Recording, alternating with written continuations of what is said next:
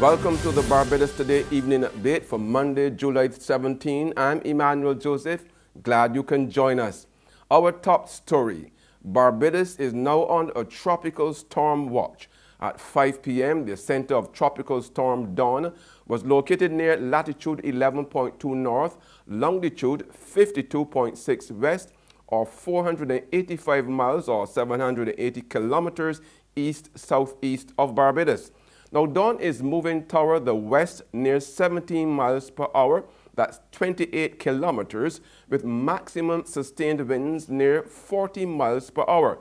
On its present track, the center of Tropical Storm Dawn is expected to pass about 100 miles to the south of Barbados tomorrow afternoon. The system is expected to generate pockets of moderate to heavy showers, thunderstorms, and occasional gusty winds tomorrow into early Wednesday. The Met Office advises Barbadians to take all necessary precautions and monitor the progress of Tropical Storm Dawn. From expected stormy conditions to turbulence on the industrial front, threatened industrial action by the island's 4 main trade unions is in full effect. Today, workers from the National Insurance Scheme, the Barbados Postal Service, and the Central Bank of Barbados and other departments all stood outside their offices as directed by the unions to signal their disgust with the government's austerity measures, particularly the controversial National Social Responsibility Levy. This morning, the National Union of Public Workers, the Barbados Workers Union, the Barbados Secondary Teachers Union, and the Barbados Union of Teachers instructed their members via WhatsApp to begin a go slow and work to rule. NUPW President Akani MacDowell remains tight-lipped about the action, but it appears protests will continue. Remember, I said that we are following through as planned. We are not saying what kind of action we are taking. The recipients of the action will eventually feel it. In other news now, a one-year government-backed survey is now underway designed to answer the serious concerns of thousands of consumers in St. Michael and Christchurch. In making the announcement at a news conference this morning at the Barbados Water Authority's Pine St. Michael headquarters, manager of the BWA's wastewater department, Patricia Innes, disclosed that the Graham Hall area, which was at the center of serious wastewater overflows late last year, will be one of the districts to benefit from the survey. The surveyors, whether they be the sewer surveyors or the persons in the fog control programs, again identified by their badges, will be able to answer questions that Barbadians may have. They'll have an understanding of what is going on with wastewater, and to a lesser extent the water authority, and to be able to answer individual questions and concerns. Part of the sewer surveyors will be going into the Worthing area, and I know as soon as they're going to those areas, they will be dealing with the Graham Hall scenarios and the concerns. We are working with the drainage division in that department. You would have noticed that we have had some heavy rains of recent times, and we are expecting some more rains in another week or so. The drainage department and the Barbados Water Authority, specifically the wastewater department, have been working together to deal with alleviating drainage water, excessive waters in the Graham Hall swamp in the times of flood. One of the island's newest political parties, the United Progressive Party, was busy touting its plans to the constituents of St. Michael North last night. Now, the party launched its candidate for the seat, Maria Phillips, but the political hopefuls were not the only ones who took to the stage.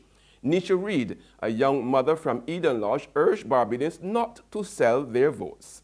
As parents, right, as adults, and all the people in this society, we need to stop selling votes.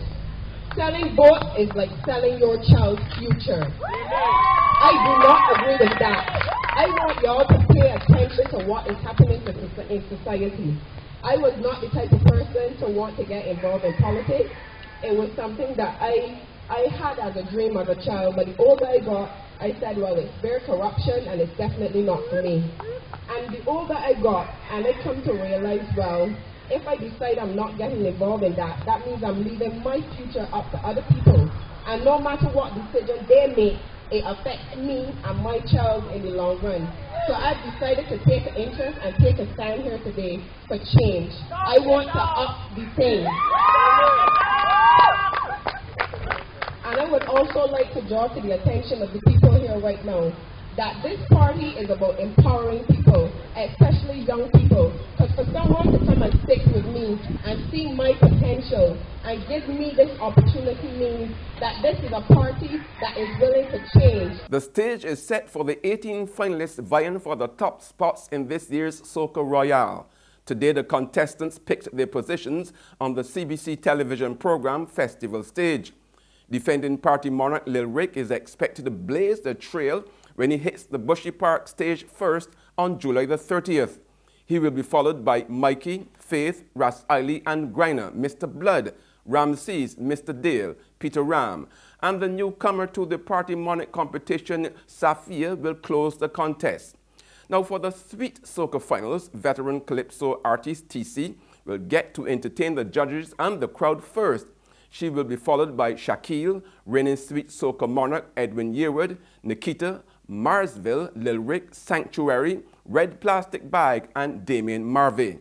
We spoke to the first timer in the party monarch competition, Faith, and she's ready. I think this will be my best year. The songs are getting really good. They're played, people are loving them. The Bashment, the Sweet Soca, Refill, Gimme. So yeah, I feel really positive about this year and looking forward to, you know, the rest of the season and beyond. Her fellow contestants, veterans Ras Eiley and Griner, are, however, warning their colleagues not to rule out the old boys. We decide we're going to put it in song and send a statement that age has nothing to do with it and just check for the music. And so far this year, the feedback has been great. And as you can see, we're in the finals at the Party Monarch. So when we get up there, the whole idea is to just step it up. What are we going to do there? Right? To cut the story short, we're batting in the middle. So who come after me after bat? We ain't going to play a marble cricket, we're playing test cricket. No, we're going to step up the show when we get down there. There's regional and international news after this short break. Morning, Miss O'Ya. Morning. You again. So you're washing cars now? Well, I can't keep up with you at all. Yes, girl. You know they're going to provision to selling slow. And I don't sell nation newspapers at all because them don't sell. So I washing cars now. I like to get up before 8:30 because I can't take the hot sun. You want the car wash? No, not today. It clean. But you're going in very early though? Yeah, I just going early so I can read the Barbados today online before work starts. Right. But you can still let me clean the vendor for the $2. At least it's still cheaper than the nation newspaper. All right. I got a special boo here that I got it shiny. Thank you. Enjoy your day here. You too. All right. What that paper is? She can see clearly when the dirt is gone. The Barbados Today, news you can trust. Welcome back, and we continue with news from the region now. Trinidad and Tobago's Prime Minister Dr. Keith Rowley will go one-on-one with opposition leader Kamla Prasad Besisar to tackle a number of issues confronting the country. High on the agenda, the state of the economy, jobs, and the crime.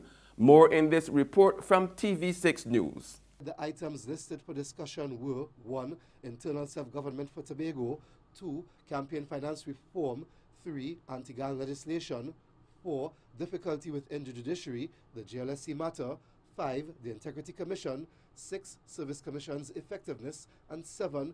Code of conduct for members of Parliament. The OPM said some discussion on crime could be entertained under the agenda item of anti-gang legislation, but noted the Prime Minister has made it clear that the items on the agenda are those carded to go before the Parliament, which require a special majority. And on the international scene, New York State Attorney General Eric Schreiderman declares plans to sue the Donald Trump administration if Republican lawmakers pass proposed legislation to overhaul the U.S. health care system. Schreiderman's office says it has identified multiple constitutional defects with the Republican health care bill. The U.S. Senate is considering legislation to repeal parts of the Affordable Care Act, commonly known as Obamacare. However, 8 to 10 Republican U.S. senators have serious concerns about the new proposals. And that's news, but for the very latest, visit our website at www.barbadostoday.bb. Also subscribe to our e-paper, email updates, and like us on Facebook. We are also on Izumi Media in bus terminals, or screenplay at supermarkets and gas stations near you, as well as Mix 96.9 FM. I'm Emmanuel Joseph. Have a fantastic evening.